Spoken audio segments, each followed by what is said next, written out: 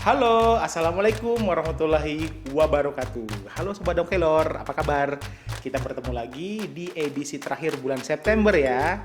Di Dongkelor, dongeng keliling online dari rumah. Tentunya kalian sudah siapkan mendengarkan dua kisah dari kakak-kakak pendongeng kita yang hebat-hebat. Nah, kita langsung panggil pendongeng pertama. Ada Kak Rini. Hai, Assalamualaikum warahmatullahi wabarakatuh. Kali ini kembali lagi nih teman-teman untuk menghibur teman-teman semua. Hari ini Kak Rini akan membawakan cerita dari buku yang diterbitkan oleh Kementerian Pendidikan dan Kebudayaan, Badan Pengembangan Bahasa dan Perbukuan, Pusat Pembinaan Bahasa dan Sastra. Penulis Suyitman, ilustrator M. Ali Sofi. Judulnya Monster Kasur.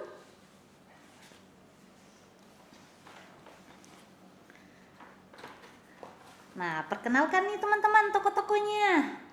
Ada Hasta, Raja Kasur, Mumut, Mukmuk, Motu, Mokus.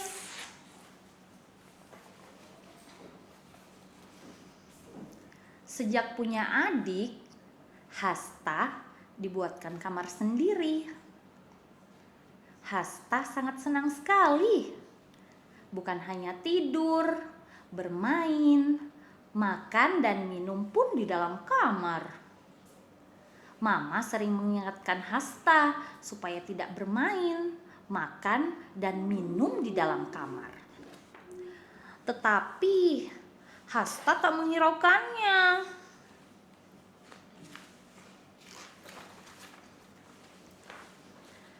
Hasta juga malas membersihkan kamar.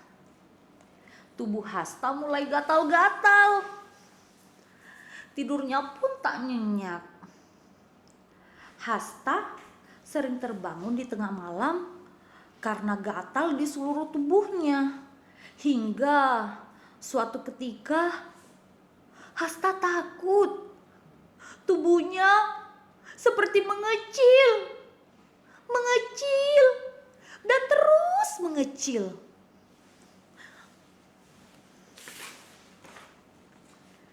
Tiba-tiba Hasta semakin ketakutan melihat semut raksasa. Hasta segera berlari menyelamatkan diri. Apa itu?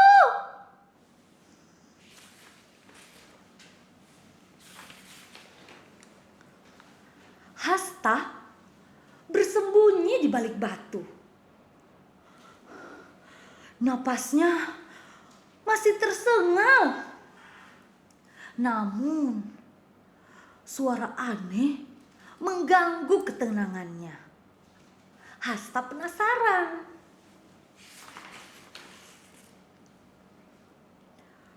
Dilihatnya makhluk yang lebih menyeramkan. Hasta kembali berlari menyelamatkan diri. Takut.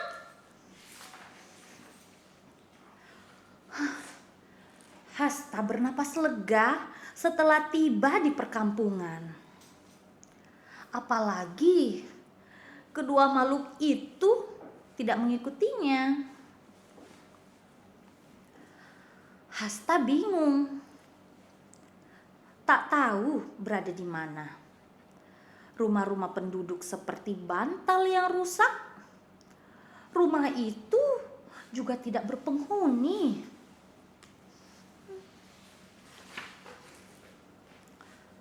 Hasta hanya pasrah ketika dua tentara menangkapnya. Hasta dibawa ke istana kerajaan.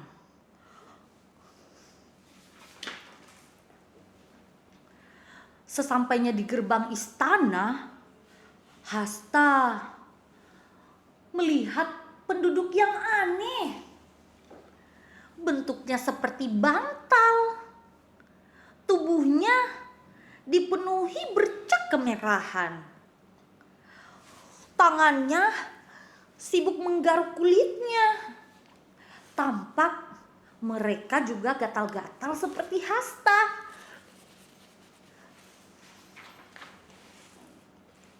Raja Kasur meminta Hasta untuk bertanggung jawab. Hasta menolak. Hasta tak percaya ada negeri lain di dalam kamarnya. "Ini karena ulahmu," kata sang kasur. "Apa buktinya?" kata Hasta. Malam harinya, Raja Kasur mengajak Hasta ke atas menara. "Lihatlah," kata Raja Kasur. "Aku takut," kata Hasta. Raja Kasur menyebutkan satu persatu nama monster. Mumut, monster semut. Muk-muk, si nyamuk ganas. Motu, kutu yang menyeramkan.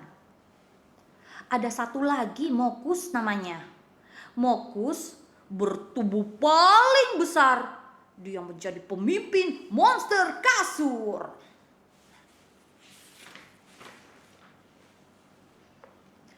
Keesokan harinya, Hasta meninggalkan kerajaan. Sebelum pagi, Hasta membasahi tubuhnya dengan air pemberian Raja Kasur. Air itu dapat melindungi Hasta dari serangan monster.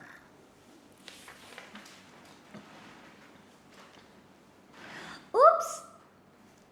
Di tengah, Hasta melihat Motu. Hasta mengendap-endap agar Motu tak melihatnya. Namun Hasta terjatuh. Kakinya menginjak kotoran. Saat Hasta hendak berdiri, Motu telah menggigitnya. Ah, pahit! Hasta melanjutkan perjalanannya. Tak lama kemudian, Hasta bertemu Muk-muk. Hasta membiarkan Muk-muk menggigit tubuhnya. Lalu satu persatu Muk-muk jatuh tak sadarkan diri. "Rasakan Muk-muk nakal," kata Hasta.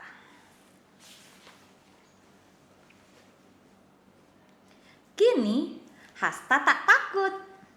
Dia berjalan dengan santai. Bahkan saat Mokus muncul, Hasta justru meledeknya. Hasta membiarkan Mokus yang hendak menggigitnya.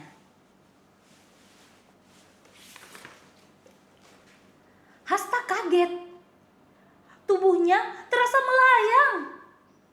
Tiba-tiba Raja Kasur telah berdiri di sampingnya. Raja Kasur menyuruh Hasta untuk berlari. "Jangan main-main. Badanmu sudah kering. Mau aku bisa memakanmu." Larang Raja Kasur.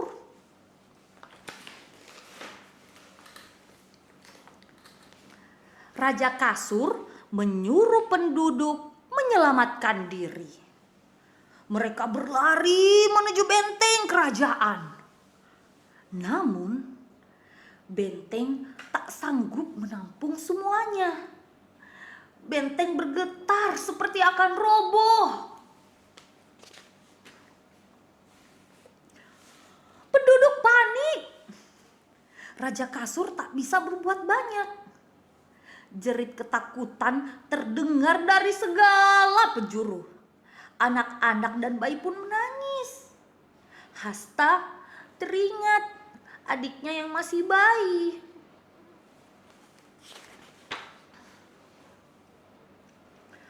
Hasta bertekad untuk mengusir Moku.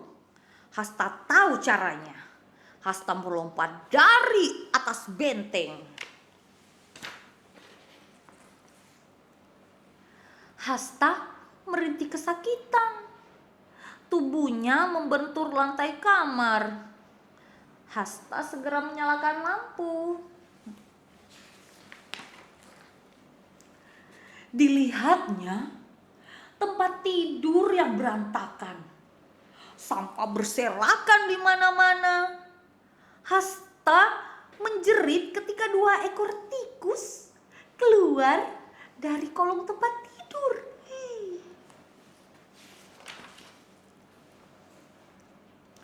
Kini Hasta sadar dia harus menjaga kebersihan tempat tidur.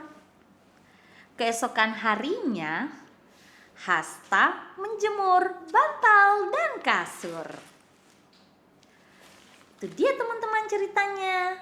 Sekian dari Kak Rini. Wassalamualaikum warahmatullahi wabarakatuh. Dah. Wah, seru sekali petualangan si Hasta ya di negeri kasur. Ternyata penting ya teman-teman ya untuk menjaga kebersihan tempat tidur kita yang setiap hari, setiap saat kita tempati tidur ya. Seru ya ceritanya ya. Nah, kalau begitu kita langsung saja beralih ke kisah selanjutnya. Kita panggilkan Kak Mul. Selamat menyaksikan. Hai adik-adik, Assalamualaikum warahmatullahi wabarakatuh. Wah, adik-adik, salam sehat, salam bahagia. Semua sahabat dongkelor yang ada di muka bumi ini, semoga tetap keren dan bahagia. Nah, kali ini jumpa lagi dengan Kak Mul. Di episode kali ini Kak Mul akan membacakan sebuah cerita dari buku yang ditulis oleh Kak Ruri Irawati, ilustratornya Kak Wahono ya. Nah, langsung saja Kak Mul akan membacakan sebuah cerita, yaitu apa ya? Suara menyeramkan. Ya. Akhir minggu ini Naya harus menginap di rumah nenek. Ayah dan bunda punya tugas penting di kantornya.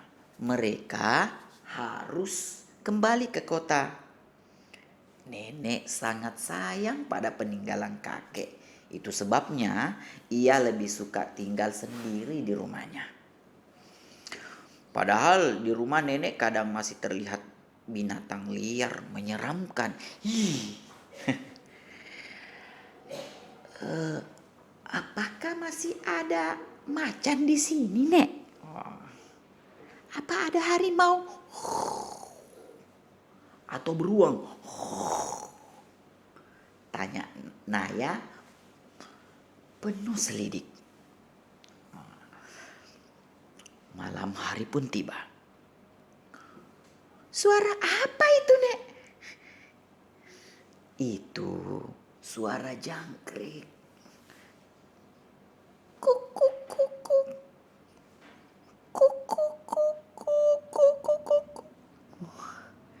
Yang itu suara apa, Nek? Itu burung hantu.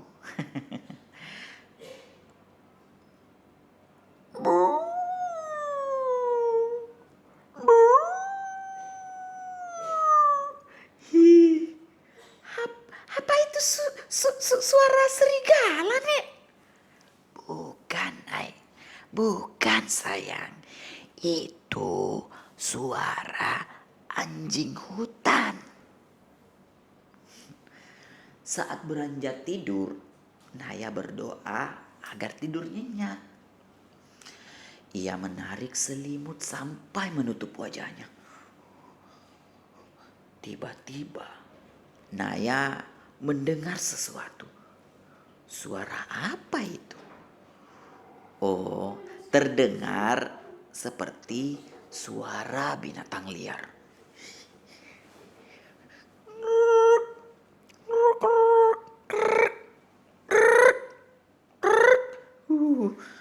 Suara binatang apakah itu?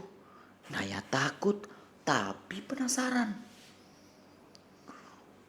Oh iya, Naya bisa mengintipnya dalam gelap. Binatang liar itu tak akan tahu. Naya pun memberanikan diri untuk memadamkan lampu kamar.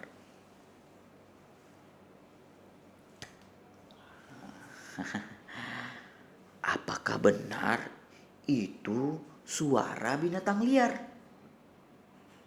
Mungkinkah itu macan? Atau harimau? Tapi suara itu menghilang. Tak berapa lama, suara menyeramkan itu datang lagi. Kali ini terdengar lebih jelas.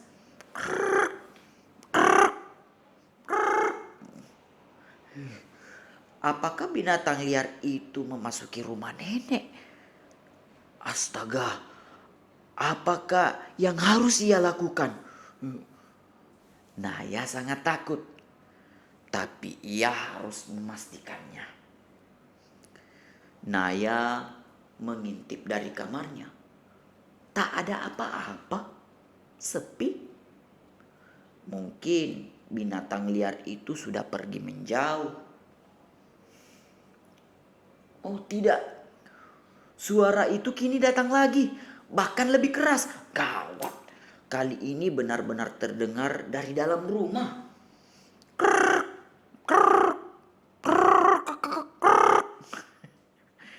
Bagaimana kalau binatang liar itu menyerang nenek? Naya harus melakukan sesuatu, tapi ia takut. Oh, Naya punya akal. Perlahan-lahan ia membuka pintu kamarnya. Astaga, benar suara binatang itu ada di kamar nenek.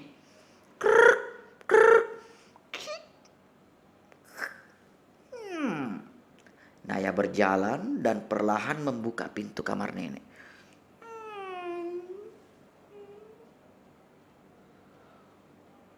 Dadah! Pergi kau, binatang liar! Teriak Naya sekeras-kerasnya. Hei, hei, hei, hei. Tak ada binatang liar di kamar nenek. Oh, suara seram itu berasal dari goyangan kaki nenek. Apa itu, Nek? Oh, ini suara mesin jahit kuno. Nenek sedang menjahit sesuatu untukmu supaya kau tidak takut lagi. Wah, asyik. Boleh ku bantu, Nek? Naya membantu nenek dengan semangat. Naya tersenyum teringat suara yang menyeramkan tadi. Ternyata tidak ada yang seram di rumah nenek. Wah, penutup telinga sudah jadi. Tapi sekarang Naya sudah tidak takut lagi. Naya pakai untuk menghangatkan telinga saja. Terima kasih, Nek. Hebat cucu. Hebat cucu nenek. Selamat tidur ya Naya sayang. Selamat tidur. Wah, ternyata di rumah nenek tidak ada yang seram. Adik-adik, sahabat Dongkelor, salam Ki, sehat Ki selalu. Jangan lupa sayangi kedua orang tua dan rajin beribadah. Terima kasih, saya Kak Mul. Dah. Wah, ceritanya lucu. Kak Mangga juga kiranya ada suara apa gitu ya menyeramkan. Ternyata suara mesin jahit tua. Nah, kalau teman-teman sendiri suka mendengarkan suara apa malam-malam? Wah, tenang, bukan apa-apa kok itu ya. Jadi jangan takut. Nah, Kak Mangga pamit karena sudah 2 pencerita yang sudah bercerita. Dan sampai jumpa di Dongkelor episode selanjutnya yang lebih seru. Sampai jumpa. Assalamualaikum warahmatullahi wabarakatuh.